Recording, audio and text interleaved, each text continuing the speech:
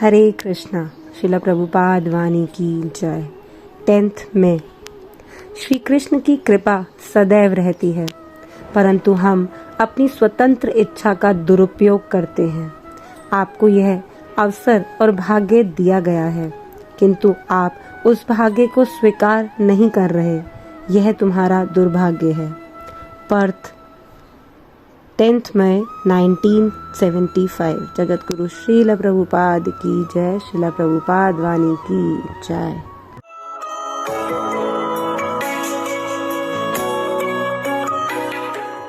ईश्वर परम कृष्ण सच्चिदानंद विग्रह।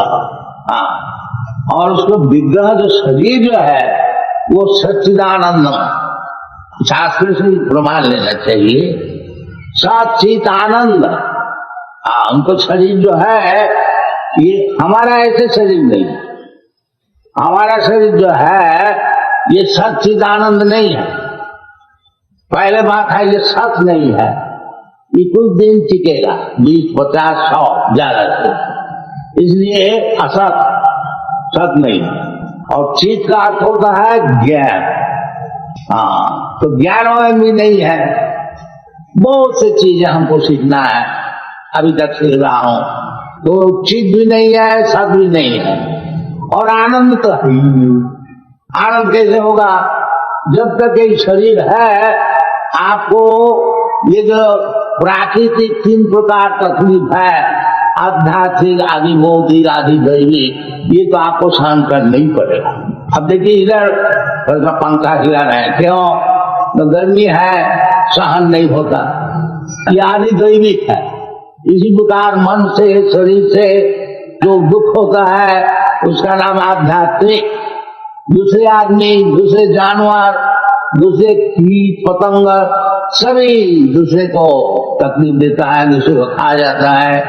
ये जगत का नियम है, जीव जीवस्य जीवनम। तो उसका नाम है आदि भौतिक।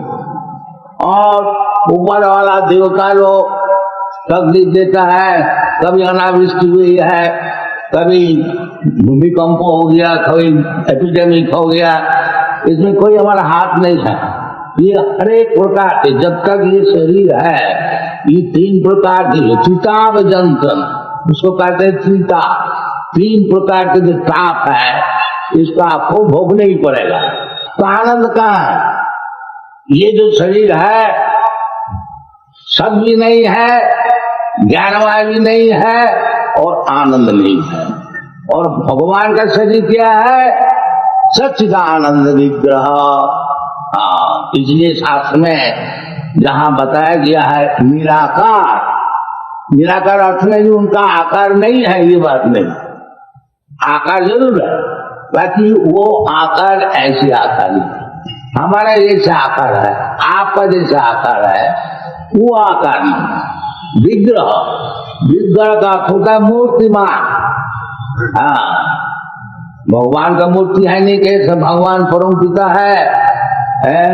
हमारा हम जो है, हमारा पिता का पिता की मूर्ति है। इस पर्सन पर, और वो पिता का पिता, पिता का पिता, और जाइए आगे ब्रह्मा जी, उसको ऊपर जाइए, उसको ऊपर जाइए, परम पिता है, उसको शरीर है नहीं। ये कौन सी युक्ति है? जरूर है। जैसा आप अपने परदादा को देखा नहीं, बाप का बाप, उसको बाप, उसको बाप, उसका माने निराकार है। कोई परदादा थे, उसको क्या निराकार आप कहेंगे? नहीं। तो भगवान वो निराकार नहीं है। निराकार इसलिए है नहीं, हमारा जैसे आकार नहीं है, उनकी आकार है सच्चिदानंद विग्रह। इसलिए शास्त्र में कहते हैं ईश्वर परम कृष्ण। वो कृष्ण को साधारण ऐसा मनुष्य न समझा। इसलिए भगवान मना किया है भगवत अब जानती मान मूढ़ा मान सिंतनुमास, क्योंकि मैं मनुष्य ऐसा एक शरीर धारण करके लोग के उपकार के लिए मैं आता हूँ। जो गधे होते हैं, मूढ़ा, मूढ़ा का अर्थ होता है गधा, वो हमको मनुष्य समझ। अब जानती मान मूढ़ा, गधे को क्यों उपमा दिया है? जो गधे वो उसके हिसाब किताब ठीक नहीं, अब उसको गधा बोला जाता है। जैसे गधा धोबी का घर में रहता है, वो सवेरे 3 टन कपड़े उसको पीठ में लाद देता है, वो घाट में ले जाता है और उधर थोड़ा घास देता है, और वो दिन भर घास खाता है, फिर शाम को 3 टन कपड़ा ले आता है। तो उसको गधा क्यों कहा जाता है? जो देखता नहीं, घास तो हमको सब जगह में मिल सकता है। ये धोबी का घर में मैं क्यों इतना कपड़ा लाता हूँ, ये कपड़ा भी हमारा नहीं है, उसका नाम है गधा। गधा जो समझते नहीं कि हमारा दुनिया में इंटरेस्ट क्या है और दिन भर हम परिश्रम कर रहे हैं, किस लिए मैं परिश्रम कर रहा हूँ, क्या हमारा उद्देश्य है, ये जो समझता नहीं केवल परिश्रम करता है, उसका नाम है गधा। तो इसलिए शास्त्र कहते हैं मूढ़ा। और एक जगह में भगवान बहुत जगह मूढ़ा ये शब्द को व्यवहार किया है, और एक जगह कहते हैं नमांग दुष्कृतिनम मूढ़ा प्रपद्यन्ते नराधम माया अपहृत ज्ञाना आसुरी भावमासु। जो गधे लोग आसुरी भावमासुता है, कोई असुर का विचार ये 16 चैप्टर में किया जाता है। तो उसका क्या लक्षण है? कहते हैं नमांग प्रपद्यन्ते, भगवान को स्वीकार नहीं करते। ये पहली उसका क्वालिफिकेशन है। भगवान क्या? नमांग प्रपद्यन्ते मूढ़ा दुष्कृतिना, नमांग दुष्कृतिना मूढ़ा प्रपद्यन्ते। क्यों? मूढ़ा, गधा और नराधमा।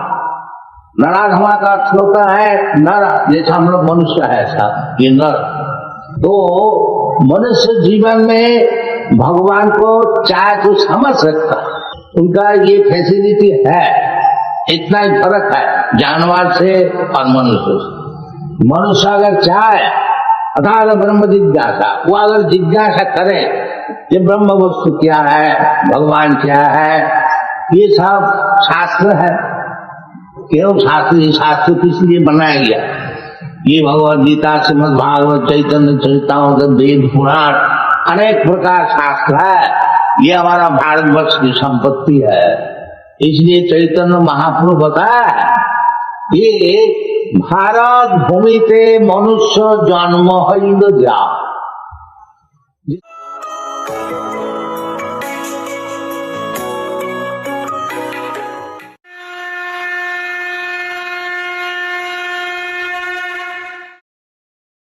हरे कृष्ण। भगवद गीता अध्याय 1 श्लोक संख्या 15। पांचजन्यम ऋषिकेशो देवदत्तम धनंजय पौंड्रम दद्मो महाशंखम भीम कर्म वृकोदरः। भगवान कृष्ण ने अपना पांचजन्य शंख बजाया। अर्जुन ने देवदत्त शंख तथा अति भोजी एवं अति मानवीय कार्य करने वाले भीम ने पौंड्र नामक भयंकर शंख बजाया। तो देखिए, जो शंख बजाए गए थे भीष्म द्वारा और अन्य कौरवों द्वारा, उनका नाम नहीं दिया। हमने पिछले श्लोक में देखा कि भगवान और पांडवों के शंखों के बारे में है दिव्य शंख। ये कैसे शंख हैं? ये दिव्य हैं, सबके नाम भी हैं। और इसका इफेक्ट क्या होगा इस शंखनाद का? भीष्म और कौरवों के शंखनाद का इफेक्ट तो कुछ बताया नहीं, लेकिन इनका क्या होगा ये आगे हम देखेंगे। यहाँ पे 3 पर्सनालिटीज का वर्णन है। भगवान ऋषिकेश, उनका शंख है पांचजन्य, अर्जुन का शंख है देवदत्त और भीम का शंख है पौंड्र। तो पहले भगवान का देखते हैं। क्यों भगवान को ऋषिकेश बोला गया? ऋषिक मतलब इंद्रियां, हमारी जो भी इंद्रियां हैं, आंखें, कान, नाक, ये ऋषिक। ऋषिकेशो, इंद्रियों के स्वामी भगवान कृष्ण होते हैं। हमारे इंद्रियों के असली स्वामी कौन है? कृष्ण है, इसीलिए इंद्रियों को भगवान कृष्ण की सेवा में हमको लगाना है। ऋषिकेन ऋषिकेश सेवनम भक्ति रुच्यते, इसी को भक्ति कहते हैं। जब अपनी इंद्रियों को हम भगवान ऋषिकेश की सेवा में लगाते हैं, इसको भक्ति कहते हैं। कितना सरल है भक्ति करना। आपके पास जो स्किल्स हैं, जो टैलेंट है, जो इंद्रियां भगवान ने दी हैं, उनको भगवान की सेवा में लगाना है। तो ऋषिकेश क्यों बोल रहे हैं यहाँ पे एक और, कि यहाँ पे अर्जुन ने देखिए अपना जीवन का भागदौड़, पार्थ सारथी बन गए भगवान, तो अर्जुन ने मान लीजिए अपना पूरा जीवन दे। तो ऋषियों के स्वामी है, ऋषिकेश जो है हमारे इंद्रियों के स्वामी है भगवान, इसीलिए वो सही तरीके से गाइड भी कर सकते हैं। तो अर्जुन ने दे दिया, वैसे हमको जो है भगवान और उनके अनुयायी जो शुद्ध भक्त हैं उनसे गाइडेंस लेना चाहिए। यह है ऋषिकेश। फिर अर्जुन का नाम है धनंजय। जब युधिष्ठिर महाराज को राजसूय यज्ञ करना था, तो धन की तो आवश्यकता है। एक तो आपका पूरे संसार में विजय होनी चाहिए और धन भी चाहिए।